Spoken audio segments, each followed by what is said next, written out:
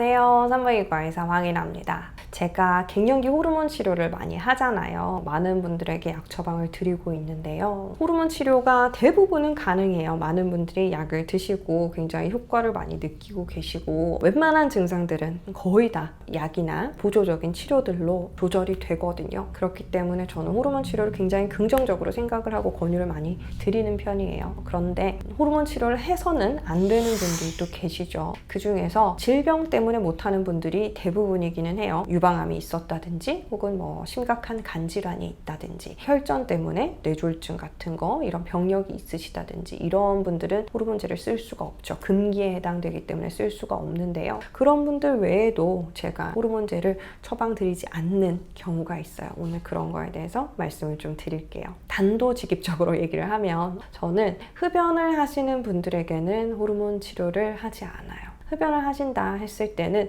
흡연 때문에 생길 수 있는 문제들이 있겠죠. 저는 뭐 폐암 이런 거랑 관련된 이런 과는 아니에요. 그렇지만 호르몬 치료를 하셨을 때 흡연 때문에 올라가는 리스크 플러스 호르몬 치료 때문에 올라가는 리스크 이것 때문에 혈전 위험도가 높아지는 게 있어요. 혈전은 뭐가 문제일까요? 피가 이렇게 잘 흘러야 되죠. 그죠? 혈관 안에 피가 잘 흘러줘야 되는데 혈전이라는 거는 피가 뭐 끈적끈적한 무슨 덩어리 같은 거 이런 거가 생기는 거예요. 그래서 이게 굉장히 가느다란 혈관의 어느 곳에 가서 막힌다 이랬을 때는 혈류가 안 가면요. 그 혈류가 가야 되는 그 주변 지역들은 다 죽는 거예요. 혈류가 산소도 공급을 하고 영양도 공급을 하고 이런 거기 때문에 그게 가지 않게 됐을 때는 굉장히 치명적이거든요. 손끝에 가지 않는다? 손끝이 썩어요. 심장에 가지 않는다? 심장이 그 부분이 제대로 뛰지를 못하죠. 심근경색 이런 거 생기시는 거고요. 뇌의 특정 부분에 혈류가 가지 않는다라면은 뇌졸중, 그래서 뇌경색 이렇게 얘기를 하죠. 그래서 반신마비가 된다든지 균형을 담당하는 이런 부분이 문제가 생긴다든지 뭐 기억에 문제가 생긴다든지 이런 다양한 문제들을 일으킬 수 있어요. 그런데 우리가 나이 때문에 올라가는 리스크가 있고요. 그리고 호르몬 치료 때문에도 리스크가 일부 올라가는 게 있어요.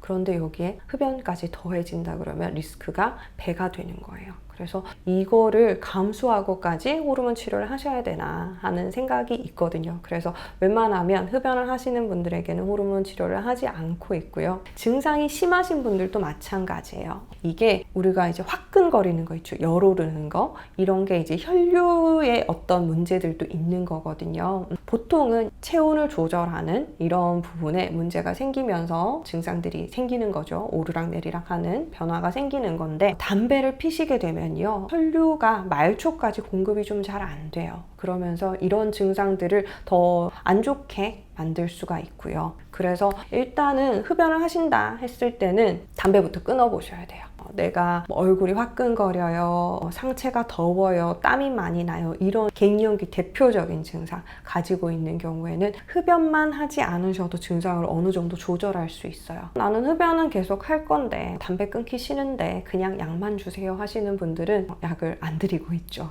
위험도만 올라가고 내가 할 수 있는 최선은 다 해보시고 약의 도움을 받아야 되는 거잖아요. 그죠? 그리고 나이 들면서 계속해서 이제 흡연을 한다 그랬을 때는 얼굴도 좀 안 좋아져요.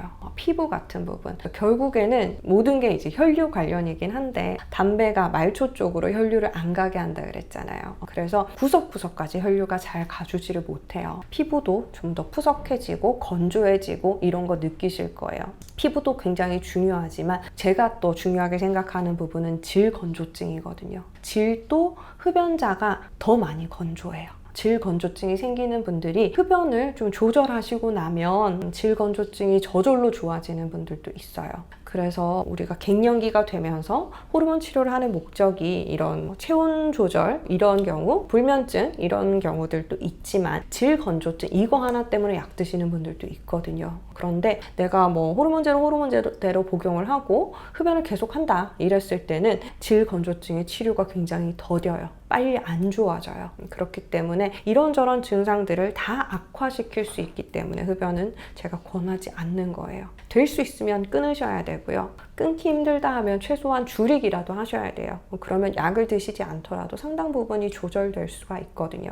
흡연을 하시는 분들은 요즘 여성 흡연자가 굉장히 늘어났잖아요. 예전에는 무슨 여자가 담배를 펴 이런 개념들 때문에 담배 피면 큰일 나는 줄 알았죠. 그래서 여성 흡연율이 굉장히 낮았는데 지금은 그런 비율로 보면 남성 흡연자의 비율은 점점 줄어들고 있고요. 그런데 여성 흡연자는 비율이 오히려 늘고 있어요. 길에서도 보면 전자담배 이런 거 들고 있는 친구들 굉장히 많이 만나고요. 여자들의 개념이 어떻게 바뀌었냐면 예전에는 하면 안 되는 걸로 생각을 했다면 지금은 왜 여자라고 못할 거 뭐 있어? 공평해야지. 여성도 담배를 피지 못할 이유가 없다라고 생각을 하면서 담배를 많이 피더라고요. 제 친구들 같은 경우는 담배를 시작할 때 그냥 뭐 술 마시면서 재미삼아 시작한 친구들도 있고 살 뺀다고 시작한 친구들도 있어요. 담배를 피면요 아무래도 군것질을 덜 하게 되잖아요. 그러면서 이제 체중 조절에 좀 도움이 되고 이런 친구들이 문제가 뭐냐면 담배를 끊잖아요. 담배로 살을 뺐는데 담배를 끊어버리면 다시 이제 체중이 확 느는 거예요.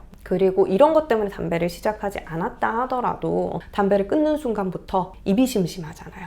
그러니까 자꾸 뭐를 먹어요. 이러면서 그런 이유가 없었던 친구들도 금연을 하면서 체중이 너무 느니까 다시 이제 흡연을 시작하는 경우가 있고 이러면서 못 끊더라고요. 그리고 흡연 안 하면 화장실 못 가는 친구들도 있고 그러니까 담배 끊기가 어려운 거는 맞아요. 그래서 끊는 친구들은 굉장히 독한 마음을 가지고 끊거나 아니면 임신이라는 이런 계기를 통해서 임신했으니까 그래도 담배 피면 안 되겠지 하고 끊는 경우도 있고 출산하고 나서 다시 피기 시작하는 사람도 있고 끊어서 계속 가는 사람도 있고 그렇더라고요. 어쨌든 지금은 여성 흡연 인구가 늘어나고 있으니까 결국에 이 친구들이 흡연하던 친구들이 나이가 든다고 안 피겠어요. 나이 들어도 피잖아요. 그러니까 이 친구들이 갱년기가 되는 시점이 되면 굉장히 많은 분들이 흡연을 하고 있을 거라는 생각이 들어요. 그래서 미리 알고 있으셨으면 좋겠고 일찍 끊을 수 있으면 일찍 끊으셨으면 좋겠어요. 담배를 끊고 나면요 정말 건조한 게 확 줄어요. 제가 경험자잖아요. 저는 피부가 늘 건조해요.